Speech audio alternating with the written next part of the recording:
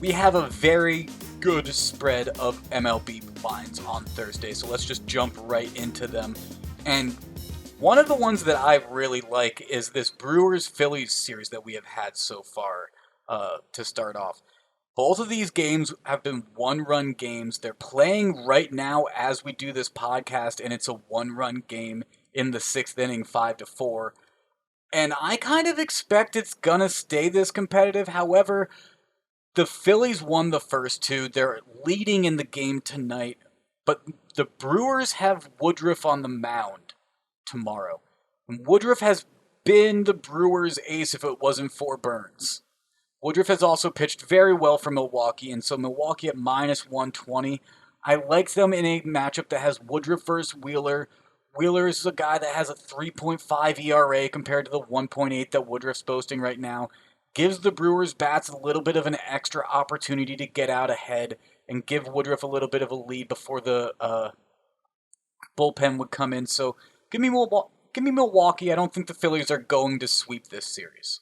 Yeah, I totally agree with what you're saying about the Brewers pitching. Freddie Peralta's been pretty good. He struggled a little bit on Wednesday. Burns, prior to the IL stint, was unbelievable. I don't know if he's on the IL, but he was scratched from his last start now, so he He's missed the technically start. on the IL, but there's rumors he might have COVID. They just can't say that Gotcha, unless gotcha. the team has to get the player's approval to formally announce that, and that hasn't happened. So he's on the IL for an undisclosed reason. Right. Undisclosed. Got it. Okay, that makes more sense to me because I couldn't remember why he was removed from his last start. But Yeah. yeah. So I think you're right. They do have a very formidable 1-2. What is concerning me a little bit about the Brewers, Higgins, is the injuries going to start to mount up? I mean, Christian Yelich is now on his second IL stint. He's only played one game since April 11th. They've lost quite a few other players. Now, Avisail Garcia has played pretty well in their absence, and a few other guys have stepped up, but like Keston Hura, who we expected to be a big bat in this lineup, he's been nowhere to be found all season. So I am a little concerned. Is it going to all come crashing down for Milwaukee? Like, is there just too much going on? But I think, honestly, where we stand right now in the season, you're making a really smart bet here. The Brewers have just been proving everyone wrong all season long. And to think they're going to get swept in this series is just, I think it's a little naive at this point. I think you're onto something. And since you mentioned the Yelich injury bug that he has struggled with a little bit, it is good to mention for those fantasy guys out there, Tyrone Taylor, the prospect that has come up to play the outfield with these Brewers injury struggles that they've had in their outfield. Taylor's done pretty well in their wake. He was sent down when Yelich came back healthy from the IL before he was immediately put right back on, and Taylor was brought immediately right back. He was literally in AAA for about 4 days, I think. Maybe 4 days. But he's batting over 300 on the year, 3 home runs, 8 RBIs. If you're in a deep league, maybe check out this guy. Might be worth it. Might be someone that you see rumored during the trade deadline for a team that needs some outfielders where he could be an everyday player even. So you never know. Yeah, I like that, Higgins. That's a good note there. I'm only saying that because I already picked him up in my league, so I can do that. Oh, okay, there you go. Well, I'm gonna find myself on a game, that wasn't listed in New Jersey, but it was listed in Oregon. So Woo! thankfully, I have a buddy there. A no Uh, guy. yeah, exactly.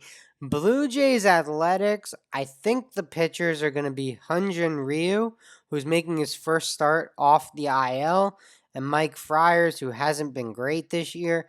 But I'm not going to back a pitcher coming off the IL, Higgins. That seems too risky for me. So I'm going to take the home team at plus money because usually when you get the extra last licks, there's a little weighted juice on that team. But to get the home team plus money with a good record like the A's, I'm just going to take the pitcher that's been healthy against the pitcher that's coming off the IL. I'm going to take the plus money, and I think it's almost a blind bet situation, Higgins, not so much the teams. I'm just taking the number there.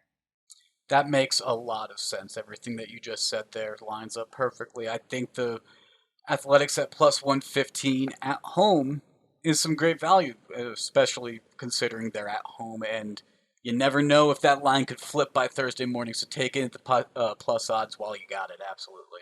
Yeah, exactly. I just don't trust a pitcher coming off the IL in most situations. We saw George Springer come back from his IL stint. Now, again, these are batters, but he came back from his IL stint. He was immediately one and done again, just like Christian Yelich, who came back from his IL stint, one and back to the IL. So, I don't know, Higgins. I just feel like injuries are up this year across the league, and taking a guy in his first start back, and just something I'm not comfortable with. It's definitely the safe route to play it. That's for sure. Now, Brett, my next pick here is going to go against you again. You had your issues with me picking against your Rangers when we were talking about the NHL, but you know what? I'm also picking against the Mets. I'm taking the Cardinals on the money line at home. They're underdogs at plus 110 value, and that's part of why I'm taking them because granted this is a run line performance, but the Cardinals as an underdog on the run line are 12 and 3. I just don't like the value at minus 155 to get the Cardinals at plus 150, plus 1.5. So you're going to have me backing John Grant, who's 2-2 on the season, but has an ERA just over 2. And I'm not quite sure who the Mets are going to start. It says Walker here on ESPN, but I'm not quite so sure because DeGrom got scratched. Then you had doubleheaders. And so the Mets, they're a little up in the air with who's going to be on the mound. I'm not quite sure. They just fired their hitting coach as well. Give me the Cardinals underdogs at home. They're 3-1 as moneyline dogs at home so far this season. I think they're going to make it 4-1. Yeah, I think it could be Taiwan Walker, to your point, Higgins, but I'm not locking that in yet. And same with John Gant.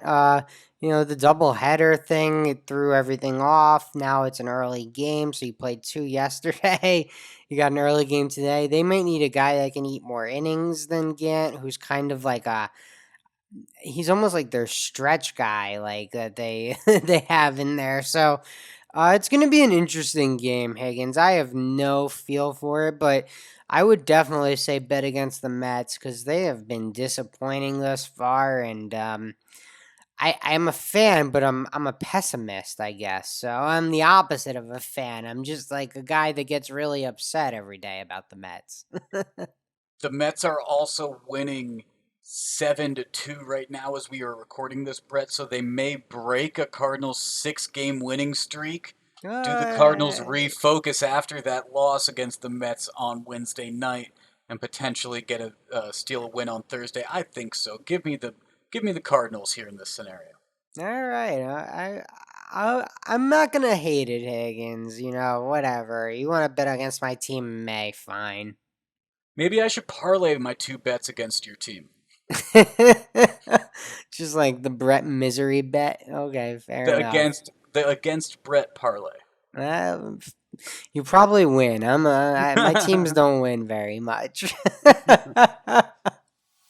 I'm actually pulling this up right now. Let me see what that is. Let me see what that is. You got that's a Thursday Saturday bet at plus 372.